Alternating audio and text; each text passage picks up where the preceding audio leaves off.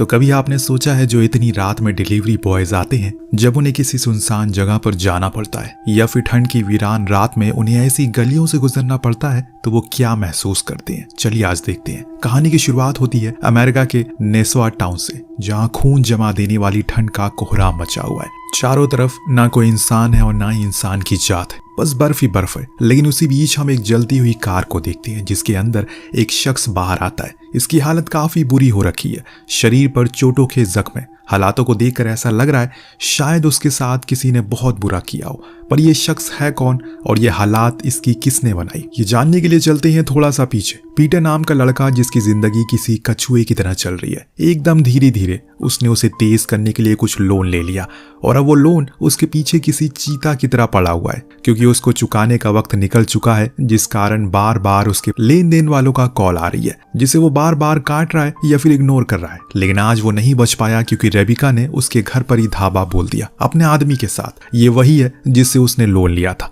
और वो उसे लेने के लिए उसके घर पर पहुंच चुकी है और वो ऐसी देर से आ रही किश्तों से बहुत परेशान हो चुकी है। अब वो उसे किसी भी तरीके से पैसे लौटाने को कहती है, लेकिन पीटर के पास तो अभी कुछ पैसे ही नहीं है, तो वो उसे कैसे देगा? ये सुनकर रेबिका और ज्यादा आग बबूला हो जाती है। वो उसके जेबों को चेक करने लगती है और उसमें उसे कुछ पैसे मिले और उन पैसों को अपने कब्जे में ले लिया उसने। लेकिन ये काफी नहीं है, वो वापस आएगी और उसने इस महीने की किस्त टाइम पर नहीं दी तो इस बारी वो सब कुछ ले जाएगी उसके घर से। बेचारा पीटर डर गया। उसके पास जो कुछ खराब या पुराना सामान था उसने उसे बेचने का फैसला कर लिया, लेकिन उसे बेचकर भी कुछ खास मुनाफा नहीं होता उसे। तभी अचानक उसके पास एक डिलीवरी का मैसेज आया। वो सीधा रेस्टोरेंट पहुंचा, ऑर्डर रिसीव कर लिया। इस बारी मैनेजर से खास तौर पर उसे चेतावनी थी कि अगर इस बारी उसका ये ऑर्डर टाइम पर नहीं पहुंचा तो उसे दोबारा कोई ऑर्डर नहीं मिलेगा। पीटर समझ गया, इसीलिए वो इस बारी पूरी समझदारी के साथ ऑर्डर लेकर निकला और बर्फ से ढकी सड़क पर कार को भगाने लगा ताकि सही टाइम पर डिलीवर कर सके। लेकिन इस बीच उसके सामने एक आइस कटर ट्रक आ गया जो उसे साइड ही नहीं दे रहा था, इसीलिए उसने उसे ओवरटेक कर लिया और आगे निकल गया। लेकिन दोबारा से वही ट्रक उसे इस बारी हॉर्न देने लगा, लेकिन पीटर के लिए कोई नई बात नहीं है और इसीलिए उसने इग्नोर किया और आगे निकल गया। आज उसे कई दिनों बाद टाइम से पहले ऑर्डर पहुंचाया था जिससे उसे खुद काफी खुशी होती है, इसीलिए वो दूसरे ऑर्डर के लिए रेस्टोरेंट पहुंचा जहां से पिक करने के वो दोबारा निकल पड़ा। एक बार फिर वही ट्रक उसके सामने आ गया, लेकिन इस बार वो उसे साइड नहीं देता बल्कि उसके साथ थोड़ी मौज मस्ती में लग गया। थोड़ी देर के बाद वो उसे हाथ से इशारा करता है कि वो आगे जा सकता है, लेकिन जैसे ही पीटर ने कार की स्पीड को तेज किया उधर से अचानक से एक कार आ गई और ये देखकर वो एकदम से थम गया और वहीं रुककर सोचने लगा कि वो बाल बाल आज उसकी जान बची है। लेकिन इससे उसे ट्रक वाले पर बहुत गुस्सा आता है। खैर धीरे धीरे करके अब अंधेरा भी होने लगा है, पर इनका चूहा बिल्ली का खेल अभी भी चल रहा होता है। पर शुक्र है कि उस समय वहां टाउन का शेरिफ आ गया जिसे देखकर ट्रक ड्राइवर पीछे हो गया और पीटर वहां से आगे निकल गया। आज का दिन सिर्फ 2 ऑर्डर उसने पूरे किए और अब तो टाइम भी खत्म हो चुका है और इसीलिए अब कोई ऑर्डर नहीं आने वाला, तो उसने कुछ और पैसे कमाने के लिए जुआ खेलने का मन बनाया। उसमें भी उस बेचारे की किस्मत ने उसका खेल नहीं, उसका साथ नहीं दिया। आधे से ज्यादा पैसे वो हार चुका है और इस बुरी किस्मत को लेकर वो बाहर आता है, लेकिन फिर उसका सामना उसी ट्रक से हो गया। उसे देखकर अब उसके अंदर बहुत गुस्सा आ चुका है। वो अपने पैसे हार गया, ऊपर से सुबह से इस ट्रक वाले ने उसका जीना हराम किया। पीटर ने स्पीड तेज करके उसके विंडशील्ड पर जूस फेंक दिया और इसे वो थोड़ी देर रुका, लेकिन दोबारा से चलना शुरू कर दिया, वो भी दुगनी स्पीड में। वो बार बार वो पीछे से टक्कर भी मार रहा है। ये सब देखकर पीटर की हालत टाइट हो गई कि ये क्या कर रहा है, कहीं वो उसे मारने के मूड में तो नहीं है। उसके दिमाग में ये सब चल ही रहा होता है कि तभी उसने अपनी सारी लाइट को बंद कर दिया। ये देखने के बाद तो उसके ठंड में पसीने छूट गए, लेकिन फिर भी उसने स्पीड को कम नहीं किया और जैसे तैसे करके टाउन में पहुंच गया, जहां पर एक कैफे में बैठकर उसे थोड़ा सा सुकून मिलता है। लेकिन शायद ये उसकी आखिरी सुकून भरी सांस हो सकती है, क्योंकि आगे जैसे जैसे कहानी बढ़ती जाएगी वैसे वैसे करके इस कहानी में रोमांच और थ्रिल अपने उफान पर आएगा। बस आप बने रहिए। तो अब जब पीटर कैफे में होता है तो वहां उसके पास शेरिफ आया, जिसे उसने एक ही सांस में सब कुछ बता दिया। ये सुनने के बाद वो कहता है, क्या तुम उसे पहचानते हो या फिर उसके ट्रक का नंबर तुमने देखा है? लेकिन पीटर के पास दोनों ही सवालों का कोई जवाब नहीं था। इस बीच हम देखते हैं कि एक अजीब सा बूढ़ा शख्स इन दोनों की बातों को बड़े ही गौर से सुन रहा है। अब शेरिफ को वहां से जाना होगा, लेकिन उसके जाते जाते उसने तसल्ली दी अगर कुछ भी होता है तो वो उसे बेझिझक कॉल कर दे, वो उसकी मदद के लिए आ जाएगा। बाहर आकर जब वो कार में बैठने लगा उसके पास एक डिलीवरी का मैसेज आया, जो देखकर वो खुश हुआ क्योंकि उसे थोड़े और पैसे मिल जाएंगे इसी बहाने। इसीलिए वो तुरंत ही उस कैफे गया, ऑर्डर को लिया। उसने जब उसे ड्रॉप एड्रेस देखा तो चौंक गया, क्योंकि वो पहाड़ी के उस साइड था जो यहाँ से कुछ दूरी पर है। अब पैसे अच्छे मिल रहे तो इसे करने में क्या ही खामी है। और तभी उसे दोबारा उसी ट्रक के हॉर्न की आवाज आई। ये सुनने के बाद उसके तो रोंगटे खड़े हो गए। वो फौरन जाकर अपनी कार में बैठने लगा। इतने में उसके सामने हम उसी बूढ़े शख्स को खड़ा देखते हैं जो उसे कैफे में देख रहा था। उसने पीटर से पूछा, क्या तुम पहाड़ी के उस पार जा रहे हो?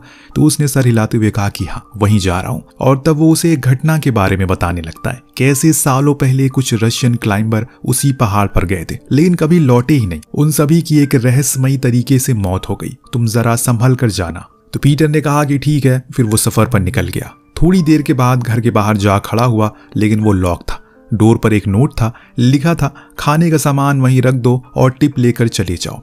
ये टिप को देखकर वो खुश होता है क्योंकि उसने इस खतरे को मोड़ लेकर यहाँ आया और इतना तो उसका बनता था। अब वापस वो बड़ी खुशी के साथ जा रहा होता है, पर अजीब सा एहसास उसे हुआ। एकदम से चारों तरफ खामोशी सी फैल गई कि तभी उसकी नजर अपने पीछे खड़े उसी ट्रक पर गई, जो देखकर उसका गुर्दा एकदम से बाहर आ गया। पर वो हिम्मत करके इस बारी उसके करीब गया ताकि पता लगा सके कि आखिर अंदर है कौन। ट्रक पूरा खाली था। क्या यही इस ड्राइवर का घर तो नहीं है? कार में वापस आकर उसने वही टिप वाला लिफाफा खोला। उसमें सिर्फ $14 थे, जो देखकर उसके तन बदन में आग लग गई।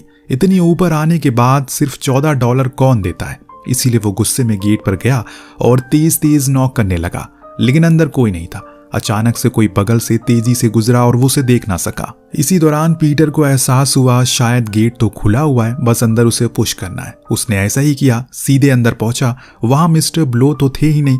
पीटर को ये लगने लगा कि कहीं मिस्टर ब्लो वो ड्राइवर दोनों मिले तो नहीं है, और इसीलिए उसे बात करते ही यहां से जाएगा, क्योंकि उस ड्राइवर ने उसकी नाक में दम कर दिया। ऊपर से उन्होंने इतनी कम टिप दी है, इससे अच्छा ना ही देते। उसे कुछ खास तो नहीं मिला, लेकिन हाँ, एक आईडी कार्ड जरूर मिल जाता है। हो सकता है कि उसी ड्राइवर को। इसीलिए उसने उसे उठा लिया ताकि शेरिफ को दिखाकर उसकी कंप्लेन कर सके। अब जब वहां उसे कुछ नहीं मिलता तो वो बाहर का रुख करता है, लेकिन तभी बेसमेंट से आई एक अजीब सी आवाज ने उसका ध्यान अपनी तरफ खींचा।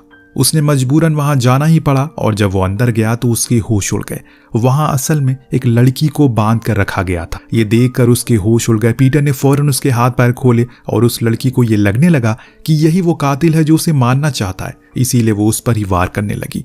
वो उसे बार बार समझाता है कि वो नहीं है जो वो समझ रही है, बल्कि मैं तो तुम्हें सिर्फ बचाने आया हूँ। और कहीं तब जाकर वो उसकी बात को समझती है और चुप रहने को बोलती है। तभी उन्हें ऊपर से एक म्यूजिक की साउंड आई। यही साउंड कुछ देर पहले पीटर ने भी सुनी थी। वो उस लड़की से कहता है, हमें जाना चाहिए यहाँ से जल्दी से, क्योंकि वो आदमी ठीक नहीं है, हम दोनों को ही मार देगा। लेकिन उस लड़की में तो बदले की आग जल रही है। उसे किसी तरह करके खुद के ऊपर हुए अत्याचारों का बदला लेना था। इस बीच हमने देखा बाहर एक डरावना सा आदमी बैठा हुआ है, जिसने बड़े ही अजीब से कपड़े पहने हैं और हाथ में उसके हथियार है। ऐसा लग रहा है मानो वो किसी का इंतजार कर रहा हो। दोनों ही बाहर आते हैं, धीरे धीरे करके बाहर वाले कमरे तक पहुंचते हैं। पीटर बार बार उससे कह रहा है हमें यहाँ से बाहर निकल जाना चाहिए, लेकिन वो मानने को राजी नहीं है।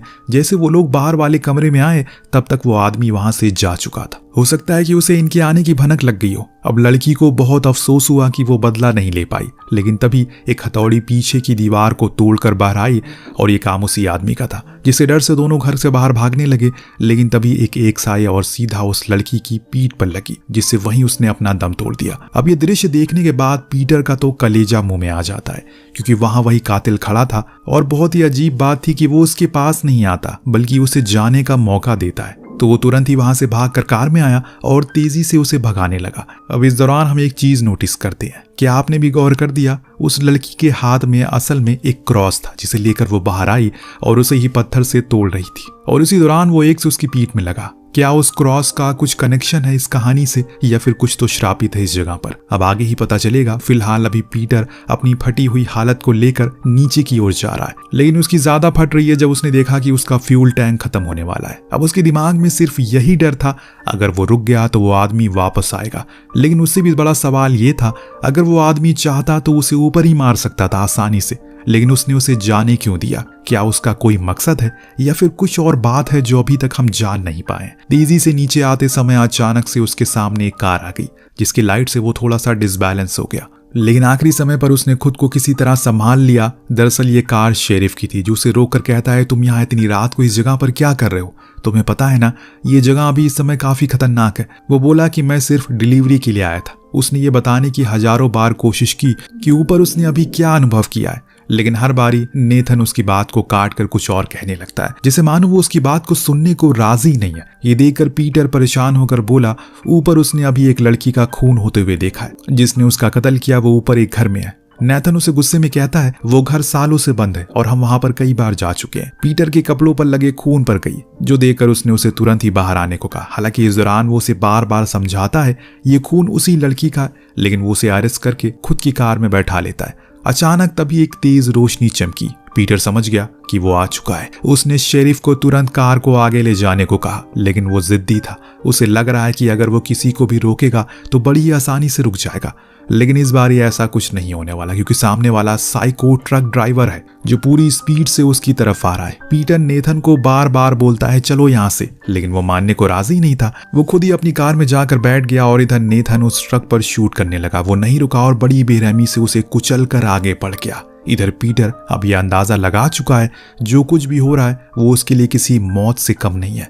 बीच बीच में वो खुद के फोन को चेक करता रहता है, लेकिन वो बंद पड़ा था। शुक्र है कुछ दूर आने पर उसे एक गैस स्टेशन मिल गया। अपनी ही कार में फ्यूल भरा और अंदर जाकर क्लर्क ने कॉल करने की सिफारिश की। जब उसने उसके हाथों में हथकड़ी देखी तो शक की आवाज से पूछा क्या वो जेल से भागा है, पर वो उसे इनकार करता है, ये कहकर कि ऐसा कुछ नहीं है, वो बस मुश्किल में है। तो अब बाहर जब वो निकला तो वहां एक और आदमी खड़ा था। उसने उसे भी फोन की गुजारिश की, पर इतने में पीटर की नजर उसी ट्रक पर पड़ी जो तेजी से उसकी ओर आ रही थी।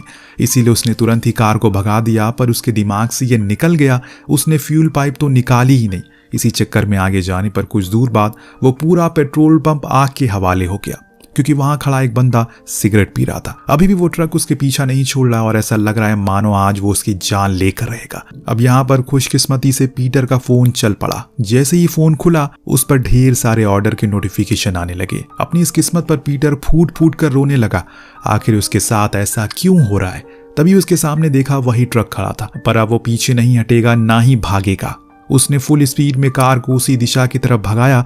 ड्राइवर ने भी इस रवैये को अपनाया और उसी तरफ आने लगा, लेकिन अहम मौके पर पीटर ने स्टीयरिंग घुमा दिया और रोड पर पहुंच गया, जहां की स्पीड लिमिट 35 थी, क्योंकि वहां पर बर्फ की बहुत पतली सी परत थी। ये बात वो ड्राइवर भी जानता है, इसीलिए वो उसके करीब नहीं किया, बल्कि दूर से ही खड़ा रहकर सिर्फ हॉर्न बजाता रहा। पीटर ने देखा कि वहां की तो बर्फ चटक रही है। वो फौरन पीछे हट गया और उसी जगह से बाहर आ गया। तब तक वो ड्राइवर ने अपनी हेडलाइट को ऑफ कर दिया, पीछे हट गया और वो उस जगह से बाहर आ चुका है। लेकिन तभी एक तेज रफ्तार कार ने उससे टक्कर मार दी।